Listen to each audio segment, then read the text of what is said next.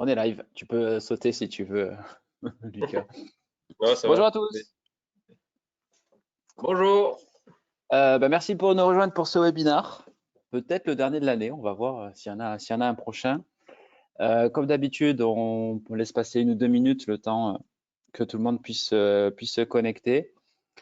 Si vous pouvez me dire côté interne si tout est OK au niveau du son, qu'on ne se fasse pas un monologue pour nous deux, parce qu'on connaît les slides quand même, donc ça devrait aller. Et on est bon, son nickel. OK, parfait, impeccable. Bonjour, n'hésitez pas dans le chat à nous dire aussi, via l'onglet questions, on triche un petit peu si c'est OK au niveau du son pour tout le monde. Et je vois que c'est en train d'augmenter en termes de connexion. Pour meubler, Lucas, on se fait petite présentation. Ouais, carrément. Je te laisse l'honneur. J'accueille Lucas chez nous. C'est Ouais. un Alors, plaisir. moi, c'est Lucas. Ça fait que quelques années que je suis chez JV Web. Donc, en fait, ça fait 13 ans. Donc, ça fait un sacré moment. Du coup, je suis passé par plusieurs postes chez JV Web en interne. Donc, j'étais assistant au niveau des chargés de compte. Et après, au fur et à mesure, j'ai évolué jusqu'à un poste de team leader. Et un team leader chez nous, c'est une personne qui encadre une équipe de 5 account managers. Et ensuite, on a identifié qu'il fallait innover en continu donc, sur les produits de nos partenaires parce qu'on a compris qu'ils ne comblaient pas à 100% les attentes de nos clients. Donc, par rapport à une fonctionnalité, on a vu qu'il manquait des choses et que potentiellement, on pouvait aller plus loin et plus vite. Donc, en fait, on a créé un poste qui est sur l'innovation au sein des focus sur le SEA, mais c'est aussi transverse sur d'autres métiers, sur le SMA ou sur le SEO. Et du coup, le but du jeu, c'est d'innover, donc identifier les nouvelles technos, des besoins de nos clients et aussi de nos account managers pour justement créer des outils, des solutions, des scripts pour justement améliorer les performances.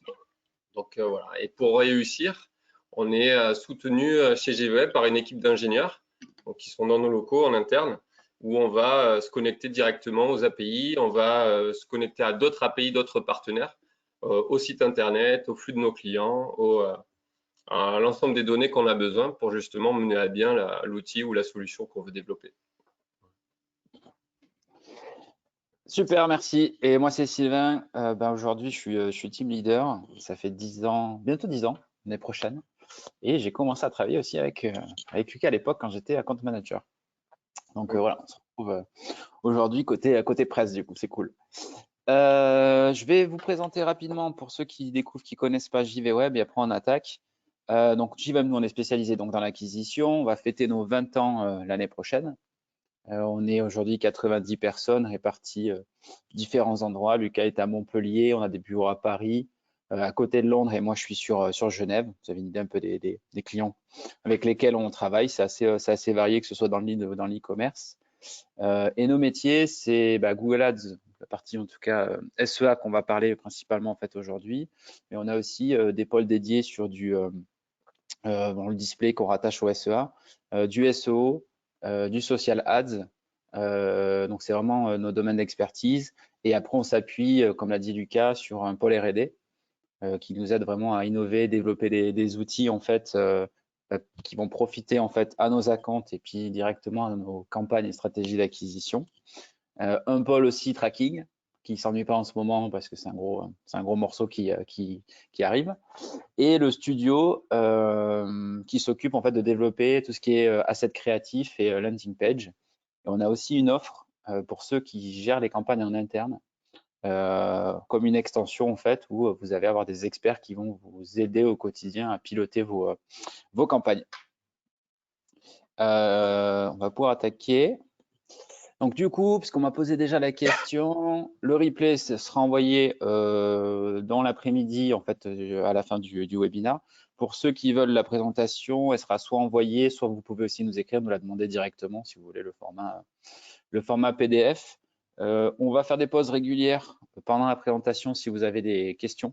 Donc n'hésitez pas à les mettre au fur et à mesure qu'on échange aussi avec vous. On est une centaine en live là, donc c'est cool. Donc allez-y, quand on a quelqu'un comme Lucas, vous pouvez lui poser toutes les questions que vous voulez. Généralement, il aura un peu réponse à tout, donc profitez-en.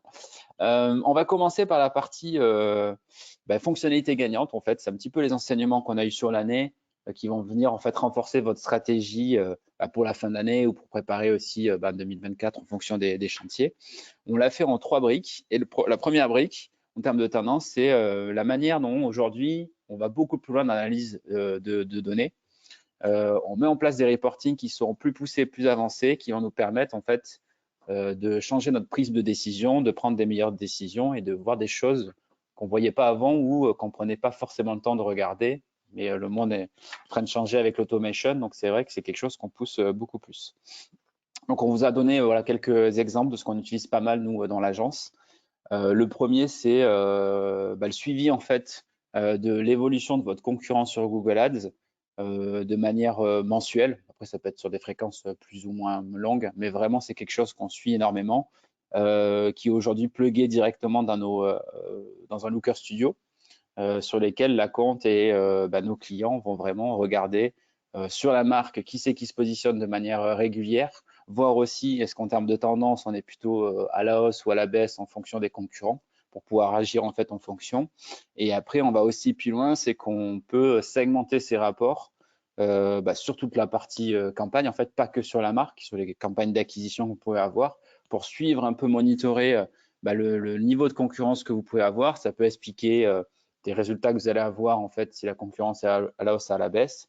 Et on peut aller aussi jusqu'à le suivre au niveau de mots-clés stratégiques, que vous voyez sur le tableau d'en bas, pour vraiment voir en fait les parts d'impression et l'évolution en fait dans le temps pour pouvoir agir en fonction.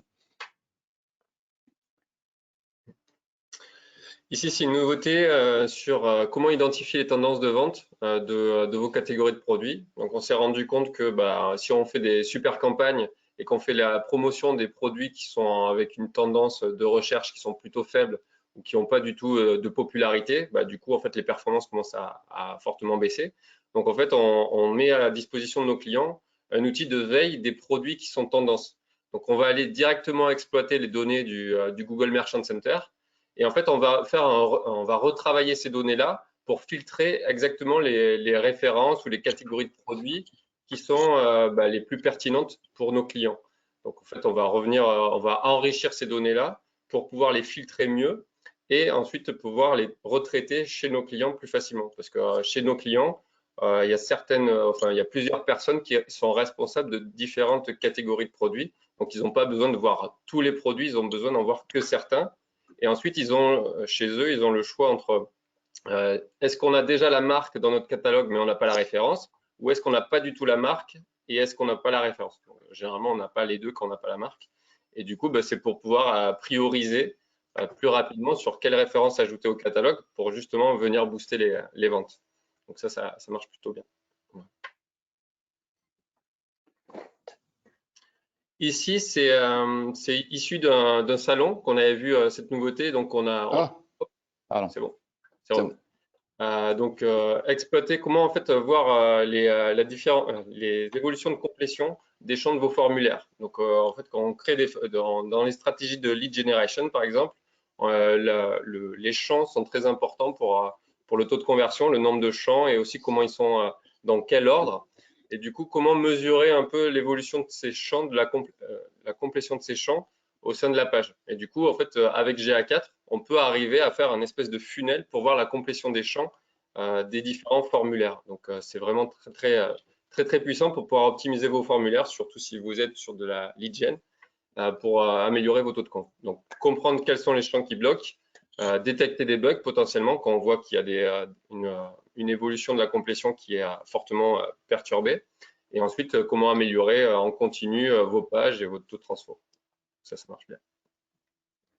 Alors, on nous pose la question, mais je suis e-commerçant, ça va être le même principe avec le funnel et les formulaires. Hein. Voilà, exactement. Même les e-commerçants, quand vous allez sur les pages de prise des informations, des coordonnées ou tous ces éléments-là qu'on a besoin pour ensuite envoyer les produits, ça peut vous aider aussi à améliorer vos taux de conv in fine.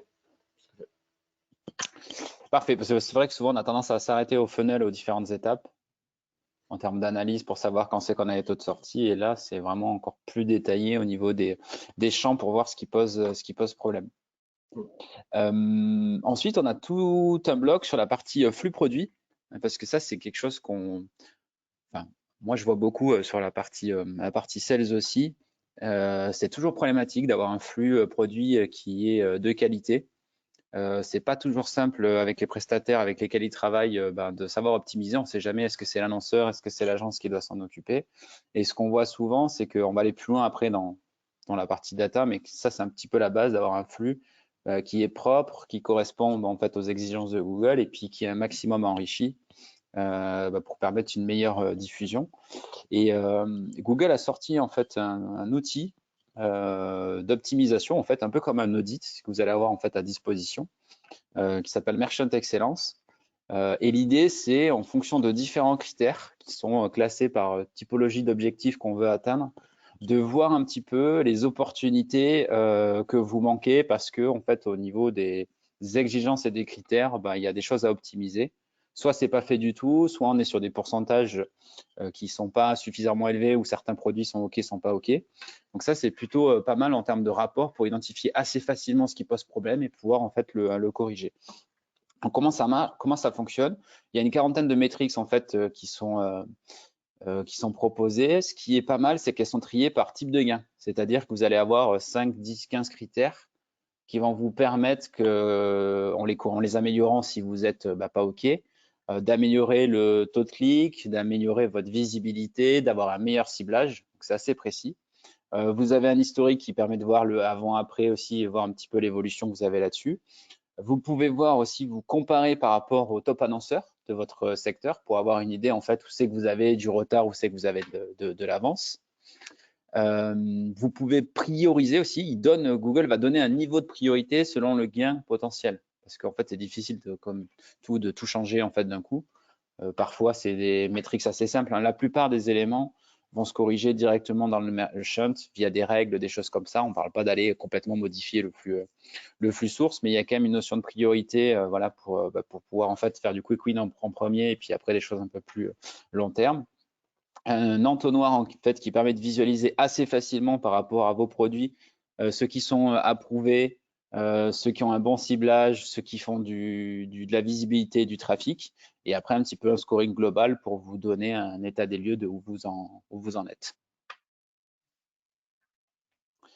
Je ne sais pas s'il y a des questions. Ça va, Lucas? Je t'ai eu peur. Je t'ai vu Non, j'ai disparaître. la lumière qui s'est éteinte et elle va plus se rallumer, donc c'est pour ça. Tu n'es plus dans la lumière. Donc voilà, ça c'était la première brique. On est dans une ère d'automation et donc il y a beaucoup de choses que l'IA peut faire. Et nous, la compensation qu'on a, c'est voilà, c'est des analyses plus poussées qui vont nous permettre de prendre des décisions puisque l'humain reste au cœur de la décision. Et pour ça, il faut avoir les datas en fait pour faire les bonnes analyses. La deuxième partie, c'est justement comment on va exploiter ensuite ces datas pour en fait nourrir les algos de Google et en fait voir des améliorations au niveau de nos campagnes. Du coup, la première, c'est comment maximiser la collecte de data avec le suivi avancé des conversions, donc le Enhanced Conversion Tracking, donc solution développée par Google. Donc, dans un monde un peu où on va voir disparaître certaines informations, notamment les cookies, donc ça va être assez utile. Donc, comment elle fonctionne, cette technologie? Donc, en fait, quand l'utilisateur il va venir sur le site, il va remplir un formulaire. Et quand il va remplir ce formulaire-là, en fait, on va capter son email pour ensuite l'envoyer en données hachées à Google. Et ensuite, ce qui va se passer, c'est que vous, en tant que commerçant ou en tant que pour du lead, par exemple, vous allez renvoyer cette donnée à Google, donc les emails que vous avez récupérés, et en fait, il va y avoir un matching entre les deux. Est-ce qu'il y a une potentielle conversion par rapport à l'email qu'il a récupéré lors de la conversion et la donnée que vous lui envoyez. Donc, et en fait, ça va permettre d'avoir plus de data et de se passer justement de la partie Gclead qui va tendre à disparaître par rapport à ce que Google nous informe. Donc, quels sont les gains de cette technologie? Donc, d'un point de vue vente, améliorer la mesure des conversions en ligne, donc plus de data, mais aussi en fonction des données first party qui seront plus exactes que la partie que vous allez traquer avec directement la techno de la plateforme. Et sur la partie lead, Donc, plus besoin d'utiliser le Gclid, donc comme je l'ai dit, qui est voué à disparaître dans ce futur plus ou moins proche. Assez Et proche, hein. ensuite, comment? Assez proche, finalement, ça va arriver assez vite, hein. Ouais, c'est ça. Et il y a encore quelques petites nouveautés là prises récemment. Et après, j'en étais où? Donc la modification des champs des CRM, il n'y en a pas besoin. Donc en fait, avec l'email, donc ça simplifie parce que c'est souvent un champ qu'on a par défaut dans les CRM. Pas besoin d'ajouter le champ du Gclid pour ensuite faire le matching avec les datas de la plateforme. Et ensuite sur la partie import des leads ou des infos hors connexion. Donc il y a plusieurs moyens. Il y a des façons manuelles, mais aussi après tout ce qui est automatique avec soit des scripts ou alors avec des outils tiers comme par exemple Zapier, c'est tout à fait possible. Voilà. Super. Bah, le côté tracking, forcément, c'est un gros morceau. Ici, on vous a montré une solution assez simple qui permet d'aller chercher de l'incrémental, qui n'est pas compliqué en termes de mise en place. Après, bien entendu, le gros sujet du moment, c'est le tracking server-side. Mais bon, on n'en parle pas volontairement aujourd'hui puisque c'est quand même assez long. On réfléchit peut-être même à en faire un webinaire dédié prochainement. Et voilà, ça c'est le gros morceau qui arrive, dont vous êtes au courant, vous êtes en plein dedans, j'imagine, pour certains, ou en tout cas, il faut fortement y réfléchir et se mettre dessus parce que ça va arriver vite. Ouais. Je ferai juste Euh, une parenthèse sur tout ce qui est un peu législation européenne avec le fameux DMA que vous avez peut-être entendu parler. Et en fait, c'est très proche. C'est un peu des news là assez récentes. C'est qu'à partir ce sera mars 2024, il sera potentiellement hyper important d'utiliser le consent mode avec Google et Enhanced Conversion, donc suivi avancé des conversions, pour continuer à remonter les datas. Donc, on va potentiellement faire des annonces aussi prochainement sur la DMA, est-ce que ça implique et quelles actions réaliser. Mais en mars 2024, qui arrive, c'est presque demain, c'est qu'en fait, s'il n'y a pas là aujourd'hui c'est Consent Mode qui sera installé, en fait, il n'y aura plus de remontée des audiences sur les plateformes. Dont, là ici on parle que de Google, mais ça va toucher à l'ensemble des GAFAM. Et ensuite, à partir de juillet, il y aura obligation aussi d'avoir le suivi avancé des conversions associé avec le consent mode pour pouvoir remonter audience et conversion. Sinon, après, il n'y aura plus de data qui vont remonter sur les plateformes. Et pour optimiser les campagnes, là, ça sera chaud. À l'aveugle, c'est pas toujours très, très efficace en général. Ouais, bah, c'est le sujet du moment, hein. C'est tombé cette semaine, je crois, ou semaine dernière, c'est ça, cette J'ai eu semaine. j'ai eu le call avec nos contacts mardi matin Ouais, sur la mise à jour un peu de ce qui allait se passer dans les prochaines semaines. Voilà.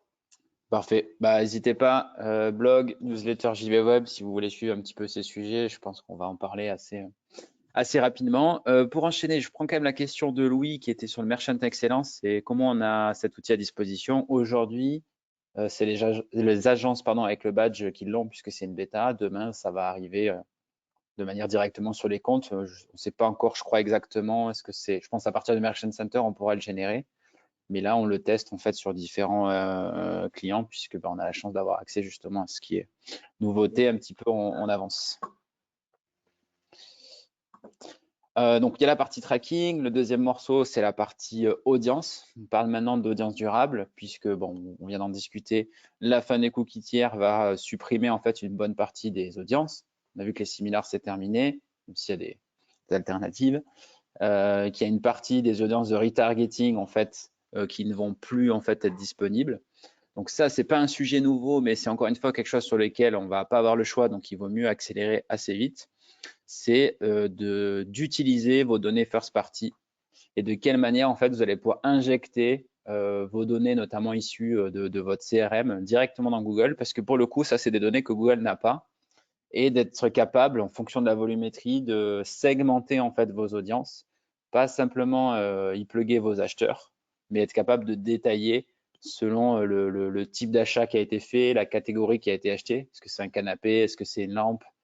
Est-ce que c'est de la vaisselle pour pouvoir aussi dans les bonnes campagnes mettre les bonnes audiences? Est-ce qu'on parle d'un acheteur avec un panier moyen très élevé? Est-ce qu'on parle d'un acheteur régulier, donc qui fait partie des acheteurs fidèles? Ça, c'est des marqueurs en fait qui vont permettre à Google d'avoir ces infos et de les utiliser en fait pour essayer d'être plus performant puisque l'algo va en tenir compte.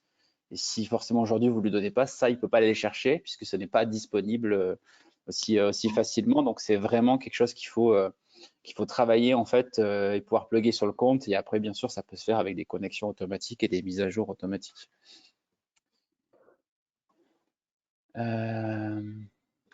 Ah bah Blandine qui nous dit si un jour on va faire un récap tracking GA4, DMA, etc. Bon, en fait, il faudrait le faire tous les mois parce que ça change tous les mois déjà. Ouais, il y a pas mal. Euh, mais ouais, on en parle quand même assez régulièrement de ces sujets d'actu. Comme je disais, je pense que rapidement, peut-être en janvier, on fera sûrement un webinaire dédié parce qu'il y a quand même énormément de sujets. Ça va très vite, donc ça permettra un petit peu de refaire le point sur tout ça.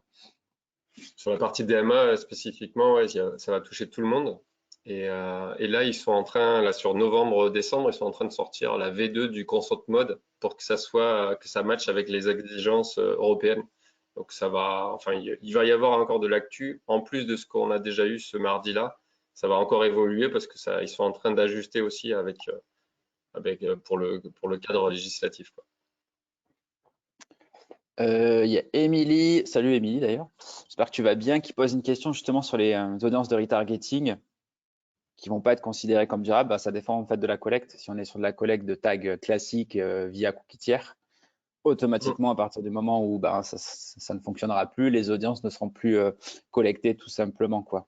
Et après, il y a l'équivalent qui va exister via du GA4 et il y a le fameux Customer Match, c'est-à-dire l'import de vos bases CRM qui permettront d'aller recibler ces personnes-là, quoi. Donc il y a des alternatives, hein, c'est pas forcément le problème, mais il y a forcément des Le choses server qui side. vont s'arrêter, quoi. Server side aussi sur le remarketing, il y a aussi des opportunités. Exactement, bah voilà. À partir du moment où c'est vous qui envoyez la donnée et qu'on ne part plus par du cookie tiers, tout fonctionne un peu comme avant. Il faut juste s'adapter sur la façon de faire. Ensuite, on a donc la partie tracking audience et on a la partie produit. Donc là, c'est plutôt pour la partie e-commerce. En termes de data, bah, une donnée que ne va pas avoir forcément Google ou ne va pas très bien interpréter de ce qu'on voit, c'est de quelle manière on est capable en fait d'aller segmenter son flux produit, surtout quand on a des gros catalogues, mais ça fonctionne aussi sur des petits ou des moyens, la philosophie est la même, pour que en fait Google comprenne les spécificités de votre produit et l'impact business que ça peut avoir et aider l'algo à s'orienter. L'idée c'est quoi? C'est d'être capable de scorer vos produits selon différents critères.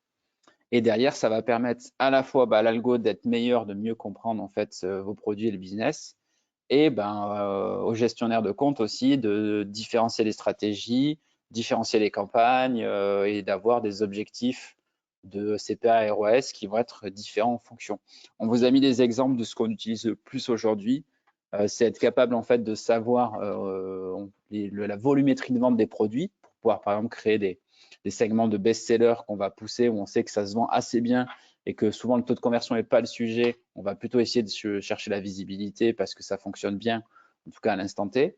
On a la notion de marge aussi qu'on incite à travailler de plus en plus parce que faire du chiffre d'affaires c'est bien, mais faire de la marge c'est mieux. De pouvoir intégrer soit des niveaux de marge si vous avez des écarts importants entre les catégories. Forcément, quand on vend, je reprends mon exemple des canapés ou de la vaisselle, les niveaux de marge, les pourcentages, valeurs ou pourcentages ne vont pas être les mêmes. Et ça, c'est une donnée que Google ne peut pas avoir, voire aller même plus loin, c'est-à-dire que ne plus comptabiliser le chiffre d'affaires, mais directement en fait la marge dans les campagnes. Ça va permettre à l'algo de comprendre ce que vous lui demandez d'aller chercher puisqu'il a la bonne donnée. Tenir compte de la saisonnalité, on ne va pas pousser les mêmes produits au même moment en fonction de la saisonnalité. Là, on arrive dans l'hiver, donc forcément, on va commencer à beaucoup plus dans la mode pousser ces typologies de produits en fait, les bottes, les manteaux, etc. En fonction du stock aussi.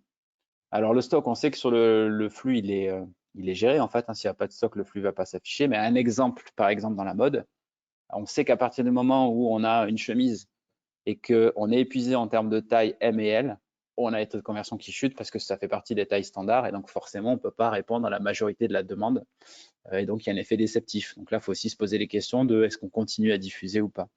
En fonction du prix, est-ce que vous êtes bien, moins bien positionné et donc de voir est-ce qu'on va être plus ou moins visible en fonction des stratégies et en fonction aussi de vos objectifs.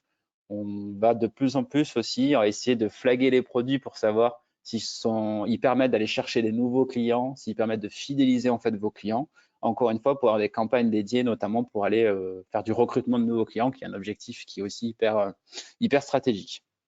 Donc voilà, c'est des questions à se poser, des choses après à tester et de pouvoir scorer, segmenter les campagnes. Il n'y a pas de bonne ou de mauvaise façon de faire. Il faut s'adapter en fait à chaque client en ayant en tête les possibilités qu'on a, quoi. J'ai mis 2 exemples. En fait, celui-là, il est assez connu. Je pense que ça fait plus d'1 an et demi qu'on en parle, mais qu'on le voit assez peu, en tout cas sur les comptes qu'on récupère, ce qu'on appelle le zombie product. Il faut savoir aujourd'hui que il y a en moyenne, enfin ça dépend, ça peut être 20, 30, 40, 50% de votre catalogue que Google ne va pas diffuser. C'est-à-dire qu'il va y avoir des impressions, mais qu'il n'y aura jamais de clics. Et volontairement, il ne va pas en fait les pousser. Et l'idée, c'est de pouvoir assez facilement identifier ces produits, de les segmenter au niveau du flux et de créer des campagnes dédiées pour forcer un peu le système à diffuser. Et en moyenne, on a mis 3 exemples avec 3 clients, mais c'est le cas sur la plupart. On a un incrémental de chiffre d'affaires, un petit peu du jour au lendemain, qui est de l'ordre de 10 à 15%. C'est-à-dire que ces produits ne diffusez pas, vous faites cette méthode et dès le lendemain, vous faites du chiffre d'affaires parce que l'algo ne le pousse pas pour différentes raisons. Donc, c'est aussi l'idée d'être un peu garde-fou et de savoir en fait identifier les faiblesses d'un algo, puisque comme tout le monde, il en a, et d'être capable de mettre une surcouche par-dessus. Il faut partir du principe que l'algo est assez feignant, dans le sens où dès qu'il a trouvé un peu ses produits qui lui permettent d'atteindre l'objectif qu'on lui fixe, bah, il va se dire, bon, bah, c'est bon, j'ai trouvé, je vais pousser ces produits-là, ça marche bien. Donc après, il va élargir un peu. Mais quand il a trouvé un peu sa zone de confort, il va rester un peu dessus. Et donc, en fait, arriver à nous à identifier ces produits-là qui poussent pas du tout, alors qu'ils ont des opportunités, bah, ça peut être intéressant pour les pousser avec un objectif différent, donc les distinguer, les pousser, acquérir de la data sur ces produits-là, et ensuite, potentiellement, on peut revoir la stratégie au niveau des redispatchs au sein des campagnes pour que justement, en fait, ça matche après et que l'algo les prenne bien en compte dans les différentes stratégies qu'on aurait mis en place sur différentes campagnes. Et après, un autre aussi tout simple, c'est que comme c'est assez complexe manuellement d'aller exclure aujourd'hui des produits en fonction de la performance, puisqu'avec Performance Max, on va en parler après, on est quand même assez limité. Nous, on a un script tout bête qui nous permet justement, en fonction de l'objectif du client, de savoir quels sont les produits aujourd'hui qui ne font pas vente et qui dépensent trop d'argent, et quels sont ceux qui font quand même des ventes, mais où la rentabilité, elle est pas bonne, et va être hyper dur en fait à atteindre, puisque quand on voit qu'on a dépensé 1000 € sur un produit pour un ROI qui est à 1, on sait que dans l'e-commerce, en dessous de 3, c'est quand même assez compliqué. Bah, pour relever la tête, ça va être assez compliqué. Donc, c'est des choses, nous, avec des outils qu'on va pouvoir venir éliminer pour éviter en fait les gaspillages.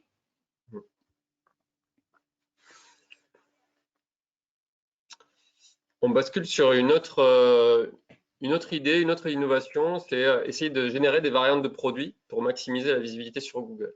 Donc, on s'est rendu compte avec un de nos clients que… Ah, la lumière qui se rallume. Magique. Ouais, c'est grand jeu.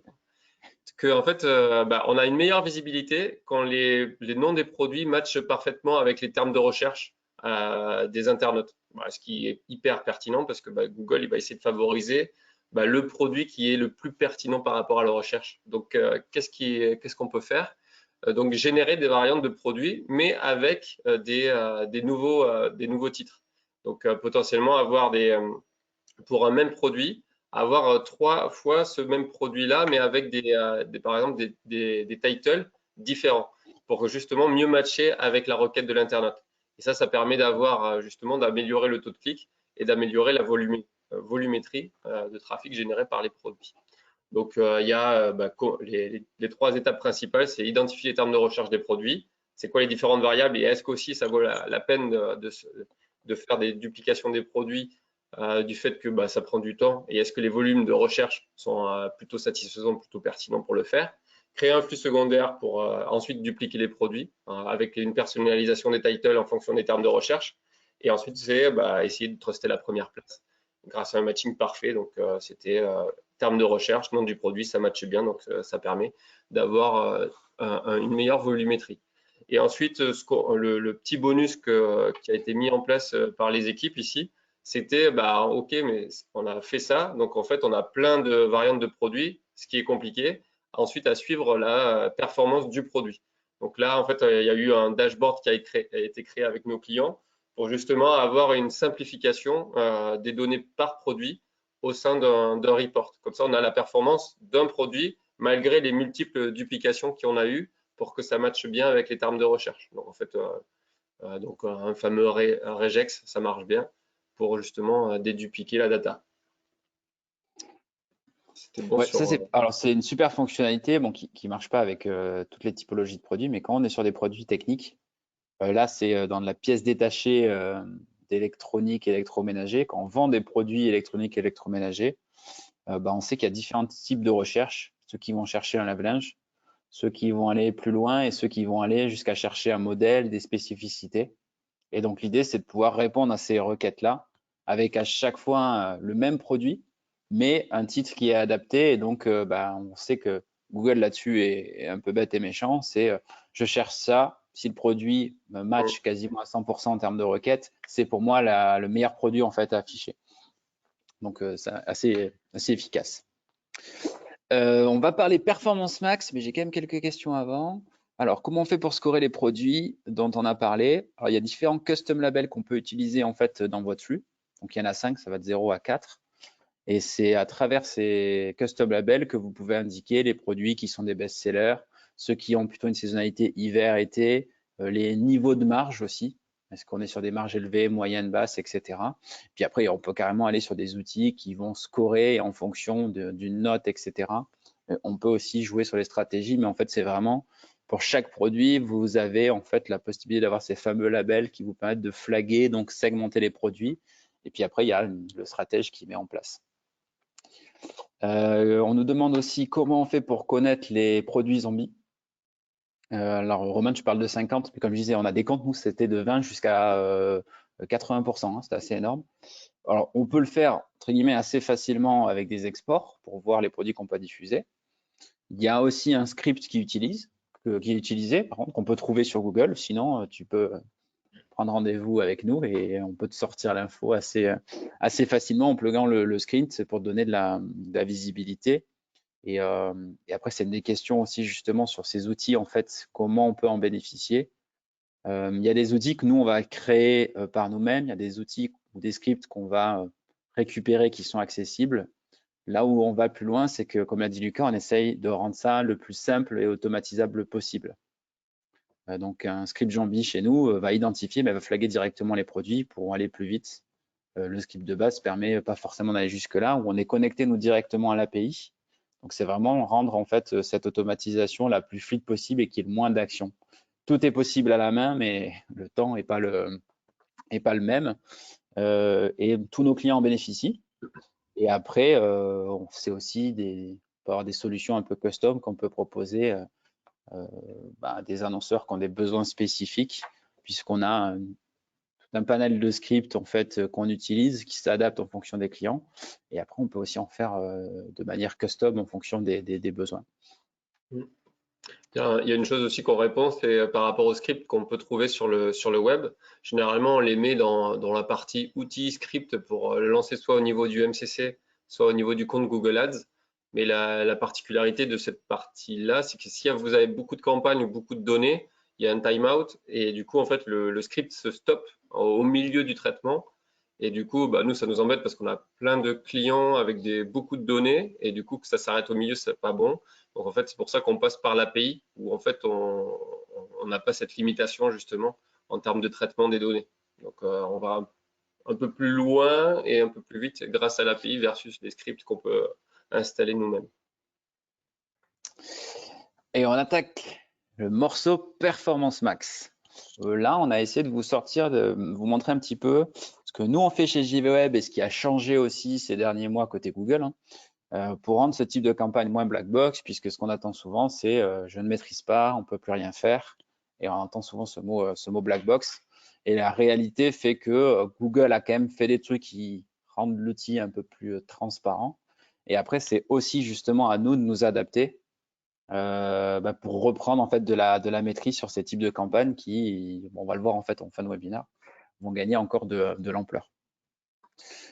Première chose, c'est assez simple. C'est un script qui est aussi disponible qui vous permet, nous on a directement linké sur un Looker Studio en fait pour avoir la visibilité, de voir les performances de votre campagne ou vos campagnes par typologie de réseau.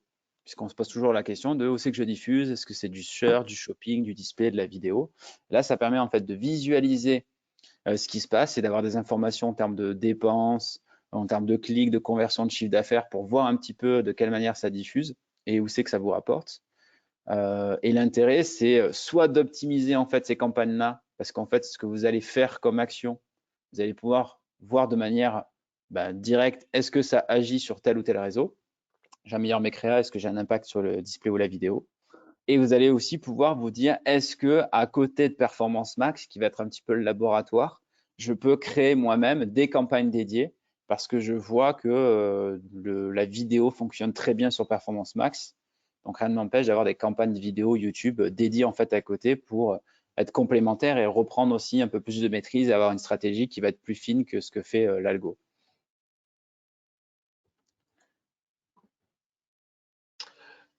Ici, on arrive sur l'exclusion de la marque, qui était un gros sujet sur les PMax. Alors du coup, là, c'est une fonctionnalité qui est intégrée directement sur les comptes que vous pouvez mettre en place. Vous pouvez créer des listes de marques et sur votre compte. Donc, c'est dans la partie outils, liste de marques. Donc, vous renseignez les marques par rapport à, vous pouvez les segmenter, genre par exemple partenaire, votre marque à vous, des concurrents que vous avez un gentleman agreement pour pas diffuser sur leur marque à eux ou tout, plutôt sur leur marque à eux. Et du coup, ces listes de marques-là vont pouvoir être ajoutées directement dans les exclusions des PMax. Voilà. Donc, ça prend en compte les misspells et les variantes. Donc, ça, c'est intéressant parce que les misspells, ça arrive beaucoup sur les marques et plus ou moins selon la marque, la complexité pour l'écriture. Et ça s'exclut sur tous les ciblages, donc pas de souci sur ça. Et ensuite, qu'est-ce qui est intéressant? Ah oui, pour avoir des segmentations. Donc, si vous voulez avoir des PMax, ils peuvent avoir diffusé sur vos marques parce que vous avez des produits qui sont créés par vous, donc c'est dur de vous dissocier de vos produits. Bah, potentiellement, ça peut être intéressant de faire une double structure avec des PMax avec la marque et des PMax hors la marque pour voir un peu la différence des perfs et voir comment vous pouvez ajuster. Voilà. C'est à peu près tout sur cette fonctionnalité. Ça, je vous invite à regarder vos comptes et vos campagnes PMax à l'intérieur dans les insights et voir en fait la proportion de diffusion sur votre marque à minima sur les conversions et le chiffre d'affaires. C'est pas hyper précis, mais assez facilement on peut sortir une tendance. C'est vrai que si on l'a pas exclu sur une marque qui a quand même une certaine notoriété, on peut vite arriver sur du 20, 30, 40, 50% du CA, du délit généré qui viennent de la marque. Et l'inconvénient, c'est que quand on crée une performance max, on est dans l'optique de faire l'acquisition et on va y mettre un objectif qui est de l'acquisition en fait. Et donc forcément, ça vient biaiser vos résultats. Et en plus, ça permet à Google de se garder un petit peu plus sur la marque parce que l'objectif pour lui est hyper facile à atteindre puisqu'il est plutôt dédié à faire de l'acquise. Il y a un peu une double école aussi sur ce qu'on voit passer. C'est que ça peut faire l'objet de tests, si tu peux revenir pour pas Ouais. perturber. Dans la partie marque, il y a certains annonceurs et nous-mêmes, c'est plutôt, ça dépend des cas en fait. Hein. C'est pas noir ou blanc. C'est plutôt, est-ce qu'on garde la marque ou pas au début quand on lance une PMax? Et parfois, ça peut être intéressant de garder un peu la marque au début pour donner des signaux à la PMax de quelle est l'audience qui marche bien, même si c'est des gens qui ont tapé la marque et ensuite ça a converti, bah, du coup, ça s'associe à une audience. Donc en fait, pour l'apprentissage de la PMax, c'est intéressant parce qu'elle voit à peu près qui c'est qu'elle doit cibler et ensuite potentiellement la couper. Donc après, elle va se réadapter, mais elle va rester un peu sur cette audience-là. C'est pas forcément quelque chose qui marche à chaque fois, mais ça peut être intéressant pour accélérer justement l'apprentissage de la PMax. Donc, c'est pas genre exclure directement ou jamais exclure, c'est plutôt selon les cas et un peu selon le volumétrie de data que vous avez, selon la rapidité que vous voulez générer la perf, etc. Test and learn, toujours. Exactement. Ensuite, un autre point sur la possibilité aussi de traiter les termes de recherche comme au beau vieux temps. Alors, c'est ce que j'ai écrit, puisque moi, quand j'étais account manager à l'époque, je travaillais avec Lucas, on faisait ça, hein, c'est des rapports de requêtes, on a vraiment tout analysé et on a On en toujours fait dit c'est encore. plus possible. Comment?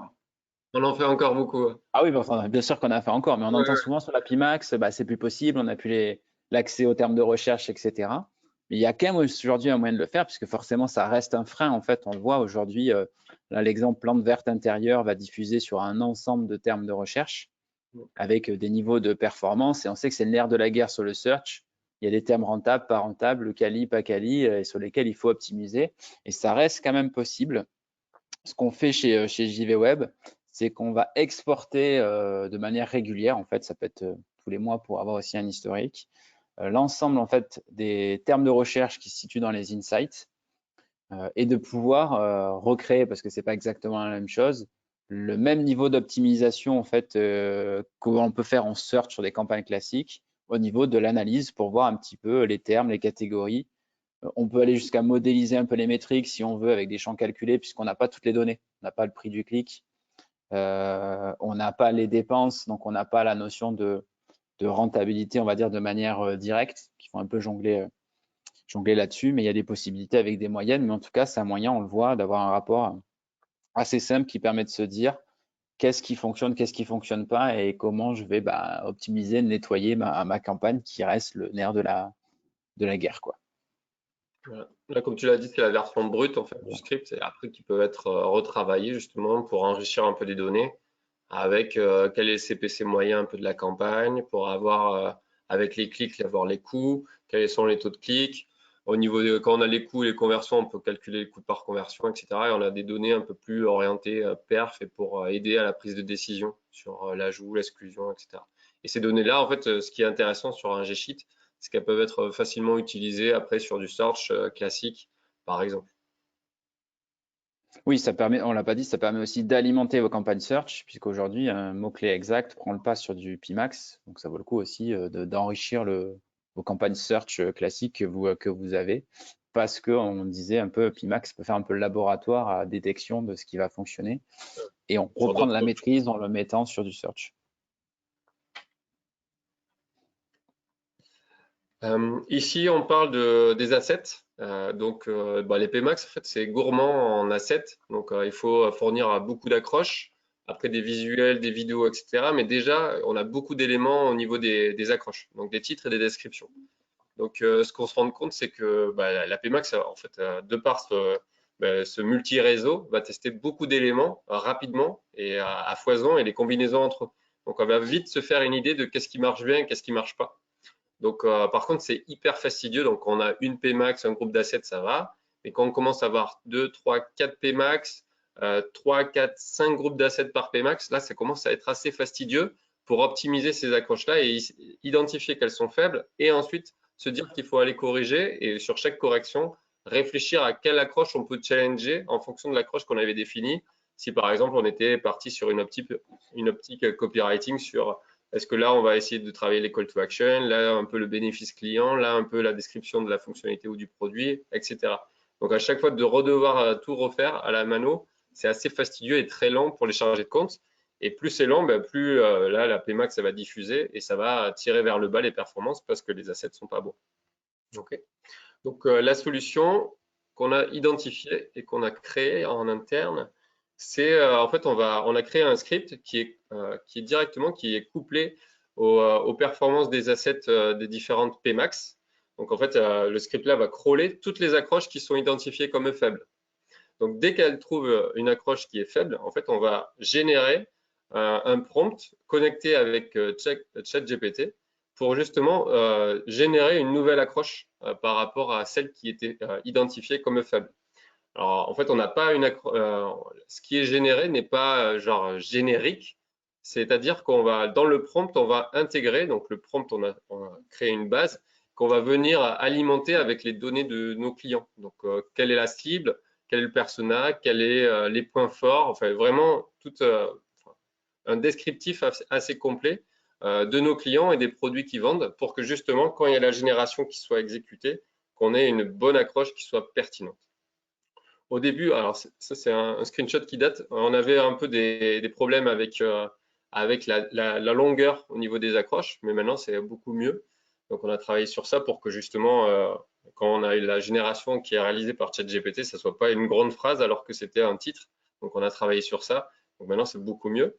Et du coup maintenant l'account manager va beaucoup plus vite sur la révision de ses accroches parce qu'il a déjà tout filtré celles qui sont identifiées comme faibles. Et derrière, juste à côté, il a toutes les accroches qui sont proposées. Donc là, on a accroche 1, mais il y a encore 2-3 colonnes à côté avec d'autres variantes pour que justement, il puisse aller plus vite sur lesquelles, en fait, il va changer et par laquelle. Voilà. Donc ça marche bien. C'est bon, j'ai rien oublié. Merci bien. Et on va terminer ce webinaire un petit peu sur qu'est-ce qui arrive dans les prochaines semaines, prochains mois. On va sélectionner quelques nouveautés bêta en fait qui vont vous permettre de préparer l'année prochaine. Première chose, parce que ça on entend toujours parler depuis la nuit des temps aussi, c'est j'en ai marre que mes concurrents achètent ma marque. À savoir qu'il y a une communication là-dessus où Google il va limiter l'affichage des concurrents sur la marque. C'est pas hyper détaillé, sauf si Lucas, tu as pu discuter toi en direct avec Google et que tu as plus d'infos que moi. Mais en gros, ce qu'on en a retenu, vas-y, je t'en prie. Hein.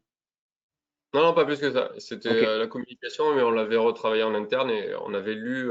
Le plus important, c'est les règlements, en fait, et ce que tu as mis à droite, mais ça change pas.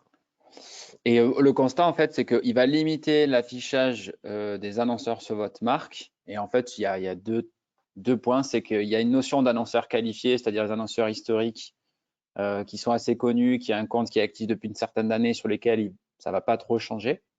Donc, vos concurrents directs, etc., qui sont là depuis longtemps, il ne devrait pas y avoir d'impact. Par contre, sur des nouveaux concurrents qui vont entrer ou ceux qui peuvent être un peu border en fonction des secteurs, etc., là, il va avoir tendance en fait à justement ne plus les afficher. Donc, on le voit plus comme les nouveaux entrants, ça va être plus compliqué pour eux de se positionner sur votre marque si vous faites partie des leaders du marché. Mais on va continuer à se tirer la bourre entre le top 1 et le top 5 si du fait que l'historique est bon et que ça va pas trop bouger, quoi. Difficile de mesurer l'impact, mais bon, c'est déjà un premier pas. Peut-être que d'autres choses vont suivre, même si j'en doute, puisque ça fait quand même du business pour Google. Donc, Dimension. Ouais, on arrive sur une nouvelle typologie de campagne, la demande gen. Donc, c'est un peu c'est la suite de la campagne Discovery qui a été arrêtée et donc remplacée par cette campagne-là. Donc, la promesse un peu de Google, c'est cibler, convertir avec des formats immersifs. Donc, on verra après les formats sur plusieurs réseaux en simultané. Donc, c'est un peu du ciblage de haut de funnel pour générer de la demande. C'est pour ça que c'est des demandes gen. Ce qui est intéressant, c'est que ça va vous permettre de diffuser assez largement sur plein de réseaux. Donc après, ils sont malins chez Google. Ce qui intéresse majoritairement souvent nos annonceurs, c'est le Discover et la partie Gmail. Donc en fait, à côté, ils mettent tout ce qui est YouTube, où en fait, on va faire un peu de la visibilité, de la noto, pour justement agrandir vos bassins d'audience pour que vous allez ensuite retravailler pour générer de la conversion. On se dit, bon, Pmax, demande gen, c'est quoi le truc? Parce que tout le monde diffuse sur tout, maintenant, c'est un peu le bazar. C'est pas faux. Ce qu'on n'a pas sur le demande gen, c'est qu'il n'y a pas de search. Donc, dans Pmax, on a du search. Après, vous avez aussi la possibilité de définir sur demande gen des objectifs qui sont trafic, donc maximize click. Donc, ce qui n'y a pas dans la Pmax parce qu'elle est hyper orientée performance. Ce qui est intéressant dans Demand Gen, c'est les formats d'annonces qui sont disponibles. Donc, on va les voir tout à l'heure, mais ils ne sont pas disponibles sur Pmax et le format est sur lequel est utilisé sur quel réseau, pardon. Donc, le format plus le réseau, en fait, ça peut faire une grosse différence de performance parce que sur Pmax, on a plein de formats aussi, mais du coup, ils ne sont pas hyper adaptés à chacun des réseaux. Donc, ça peut faire une diff de perf quand on a un bon format qui matche bien avec le réseau. Et dans ma prise de notes, ah oui, et aussi ici dans Demande Gen, ce qui était important, c'est la maîtrise des audiences que vous avez utilisées. Dans Pmax, on met des signaux d'audience, donc c'est des suggestions à l'algo pour aller cibler vos internautes. Mais ici, en fait, on va lui dire sur quoi on veut maximiser notre visibilité. Donc on peut, et là, ce qui est intéressant ici, on aurait pu le mettre en plus gros, c'est le retour des audiences lookalike. Donc les audiences lookalike, maintenant, vous ne pouvez plus les utiliser sur votre display, mais vous pouvez maintenant l'utiliser sur le demande gen. Donc ça plaît. Donc Comme par hasard. Donc c'est un peu la carotte pour venir tester cette techno. Donc tu as les audiences lookalike. Après tu peux utiliser aussi le remarketing, tout ce qui est custom intent, les audiences générées avec les bases de données. Et ensuite, par exemple, les audiences in-market, par exemple, toutes les typologies d'audience qui sont encore disponibles, on peut les utiliser avec cette campagne et on choisit. Donc ça, c'est la grosse diff.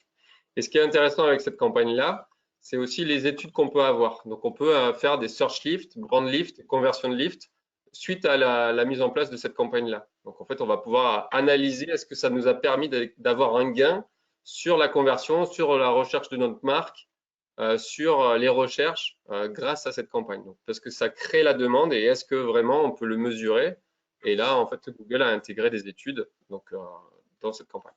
Ce qu'on ne peut toujours pas faire, alors est-ce que j'ai oublié un truc? Ah oui, important sur le reach. J'ai mis des slides après, je sais plus si tu veux les passer par Ouais, rapport je le à. passe très rapide. Ce qui est intéressant si tu peux revenir sur la précédente, j'ai D'accord. presque terminé. C'est le réseau propriétaire. Donc en fait, c'est 100% du réseau propriétaire. Donc c'est que du Google là où on va diffuser. Ce qui est important, c'est parce que parfois quand c'est des sites partenaires, des fois c'est un peu bon, pourri des fois le trafic qu'on génère. Donc là c'est 100% propriétaire, donc ça peut être intéressant aussi en termes de qualité. Et les inconvénients, c'est aussi la sélection des inventaires. On ne peut pas dire je veux plus du short, plus de Discover et plus de Gmail et pas les autres. Ça, c'est pas possible, c'est le package. Pas de visibilité sur les réseaux ciblés pour l'instant. Avant, on ne pouvait pas non plus sur Pmax. Maintenant, on voit qu'avec des scripts, etc., qu'on arrive à avoir la visibilité sur le trafic, les conversions, les coûts, etc. Et après, il y a toujours des images et des vidéos qui sont nécessaires pour aller sur ces formats-là. Tu peux passer. Ce qui vient chercher Google, c'est aussi un peu concurrencer la publicité sur les réseaux sociaux. Donc, dans leur pitching deck, on voit vraiment qu'ils mettent l'avant sur ce que les réseaux sociaux peuvent pas faire et qu'est-ce que Demand Gen peut faire.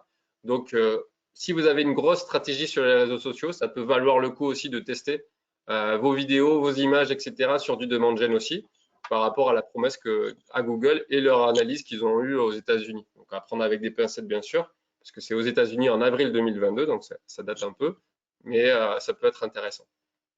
Si on passe pour le résultat, et donc voilà les formats. Donc, ce qui est intéressant, c'est des formats d'annonce exclusifs. Donc, au niveau des formats, c'est vraiment que sur cette typologie de campagne qu'on peut les avoir. Et ce qui est intéressant en plus, c'est qu'on peut intégrer ou non les produits de votre choix avec la créa. Donc, par exemple, quand on regarde sur YouTube Short, on peut voir la publicité vidéo et en dessous, on voit les produits qui sont corrélés avec la vidéo qui passe. Donc, ça peut être intéressant en termes d'expérience utilisateur aussi, ça peut être sympa. Super, nouveau format à tester. Là, en plus, avec la fin d'année, ça peut amener pas mal de puissance aussi et de visibilité avec Black Friday arrive très vite, mais Noël aussi. Et on va terminer sur des nouveautés Performance Max parce qu'on a essayé de vous présenter au quotidien, on se bat pour nos clients à essayer de regagner en fait de la maîtrise sur ces campagnes. Et comme c'est le jeu du chat et de la souris, Google nous met des nouveautés qui vont nous refaire perdre un petit peu. Donc heureusement qu'on a Lucas pour essayer de nous aider à retrouver de la maîtrise avec d'autres outils à développer. Mais ce qui a été annoncé, c'est que les campagnes DSA, donc les campagnes Dynamic Search et Display, vont être amenées à migrer aussi et fonctionneront directement dans Performance Max. Je ne crois pas qu'on ait encore beaucoup de détails là-dessus, mais ça a été annoncé. Et après aussi, assez rapidement, parce que ça commence à être pas mal communiqué, je vois aussi, l'arrivée de l'IA générative en fait directement dans Performance Max et au niveau des annonces. Ça veut dire quoi? Il y a des choses assez intéressantes puisque vous allez pouvoir générer des nouvelles images qui vont être créées directement par l'IA. C'est pas mal pour A/B tester aussi assez simplement. Il y aura la possibilité en fait de créer vos propres prompts comme on a pu vous montrer avec ChatGPT ce qu'on fait nous pour permettre en fait de faire des propositions d'annonces en fait à partir de là. Donc c'est l'IA qui va travailler pour nous. C'est grosso modo exactement ce que nous on fait aujourd'hui. Et après il y a aussi de la magnifique création automatique d'assets en passant par l'IA. Donc ça, tu sais quand c'est annoncé ça, Lucas? Ou on a déjà des bêtas dessus ou pas encore? Il y a certains comptes qui sont c'est en bêta, ouais. Et Ok. après, là, c'est pas déployé partout encore. Mais Bon, mais ça va sur arriver. une date, tu me demandes une date? La date, je Ouais, l'ai pas. Q1 2024, je pense qu'on va commencer. Après, ça dépend, c'est vrai que ça dépend des fonctionnalités. On peut tester, Ouais. parce qu'en fait, on teste beaucoup de choses en bêta chez JV Web en tant qu'agence, mais tout ne sort pas forcément après à tout le monde en fonction. Ça peut prendre pas mal de temps. Donc, c'est difficile de donner des dates, mais voilà un petit peu pour Et les même les dernières bêtas, tendances. et même quand on fait la demande d'une bêta, des fois elle est refusée de par certains critères qui nous échappent. Mais ouais, Petit c'est pas message. aussi facile à obtenir. Super. Si vous avez encore des questions, n'hésitez pas. J'en ai vu une ou deux encore passer. Mince, ça m'a remis. Si jamais ça vous intéresse de discuter aussi stratégie d'acquisition, échanger sur ce qu'on a présenté, la partie outils script, je vous laisse dans le chat ici un lien vers un calendrier pour prendre un rendez-vous.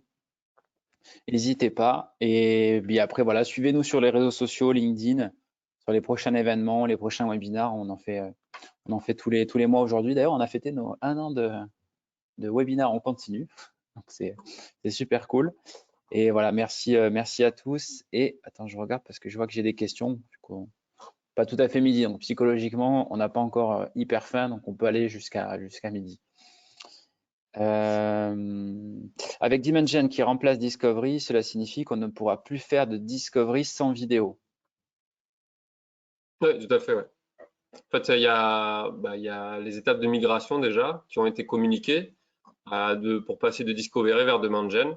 Sur les créations de Discovery, maintenant, c'est pas possible. Et après, effectivement, quand vous aurez votre DemandGen, vous devrez fournir des vidéos. Alors, ce que j'ai pas en tête là, c'est est-ce qu'il y a une vidéo obligatoire? Et si vous ne la mettez pas, est-ce qu'il vous crée une vidéo automatique? Ça, je sais pas. Parce que sur PMax, c'était ça. Si vous n'aviez pas de vidéo paramétrée, il vous en crée une automatique un peu dégueu. Donc, il faut faire attention sur ça. Mais potentiellement, c'est ce qui peut arriver. Ce qui peut arriver. La belle vidéo Windows XP, c'était Ouais, très c'était sympa. sur le fond gris avec deux, trois visuels qui passent avec un petit Ouais, texte. Ouais, c'est un peu mieux maintenant, euh, ils ont amélioré. bah, ça performe quoi. J'ai aussi une question. Je vais regarder parce que je sais pas si on aura la réponse ou si c'est écrit sur la diffusion limitée sur la concurrence. Est-ce qu'on parle de marque exacte ou est-ce qu'on parle aussi des misspelling, etc. J'avoue que je ne sais pas à chaud comme ça. Ouais, c'est pas aussi précis, hein. Même dans le règlement, je pas ça en tête. Après voilà, c'est vrai qu'à part ça, on n'a pas eu une énorme communication là-dessus. On n'en sait pas beaucoup Mm. plus que vous, puisque ça c'est disponible sur le support Google directement. Vous avez la doc Ouais. a été mise à jour. Donc c'est pas hyper clair. Il risque aussi à limiter, parce que je l'ai pas précisé, dans les annonces aussi, qui peuvent être utilisées, à être beaucoup plus Mm. regardants et à bloquer beaucoup plus, puisqu'avant on pouvait pas. Aujourd'hui, si on diffuse les produits, on peut. Et donc pareil sur les nouveaux arrivants, il risque à être un peu plus dur ou restrictif, on va dire. Mm. Je pense qu'on est bon. 58. Bon, Laurent qui nous demande après, est-ce que ça s'adapte à des petites entreprises ou des micro-entreprises? Oui et non. C'est vrai que là, on est dans des choses quand même assez poussées en termes de data. Donc, nous, on va assez loin avec les équipes qu'on a, mais on travaille aussi de consort avec les annonceurs directement, puisque on parle beaucoup de data aujourd'hui et elle est chez le client. Et nous, notre rôle, c'est de l'aider à l'exploiter ou de savoir l'exploiter. Après, il faut que cette data, elle existe et qu'il y ait un minimum d'outils et de ressources pour pouvoir l'utiliser tout simplement, quoi. Sur quelle fonctionnalité c'était la question? Je pense que J'ai c'était pas- plutôt au sens large, en fait, sur la présentation Bah, en de fait, manière globale. sur la récupération des données, bah, que ce soit une petite ou une grande, si vous n'avez pas de conversion, pas d'audience, les perfs, ça va pas aller. Ensuite, sur tout ce qui est un peu utilisation des Pmax, etc., comment mieux améliorer la perf, bah, ça peut matcher parce que c'est pas parce qu'on est une petite entreprise qu'on va pas forcément avoir une Pmax. Ça dépend après l'activité, ça dépend les volumes, etc. Donc ça peut varier. Ouais, c'est vraiment très varié. Mais sur la data, je pense que ça touche tout le monde. Ça, c'est sûr. Voilà. Et puis même de manière large, chez JWeb, on a des très gros comme des très petits clients. Les Mm. stratégies ne sont pas les mêmes pour différentes notions, notamment le budget où forcément on ne peut pas tout faire et on va prioriser. Mais après, dans le discours et la façon de travailler, il n'y a pas de différence en fait. Ouais. On y met les mêmes ingrédients, la même énergie, le même niveau de bonne pratique et d'exigence opérationnelle, que vous soyez gros ou petit. Voilà, simplement, bien entendu, il y a des choses qu'on peut faire et des choses qu'on peut pas faire, et il y a beaucoup de choses qu'on adapte en fait en fonction, quoi. Ouais. Ouais, ouais, c'est ça. C'est bien Parfait. résumé. Merci beaucoup. Eh ben, écoutez, merci à tous pour ce webinaire. Merci pour les questions. N'hésitez Merci pas beaucoup. encore une fois si vous voulez échanger avec nous. Et il est midi, donc je vous souhaite à tous un bon appétit et une bonne journée. Merci. Merci beaucoup. Au revoir.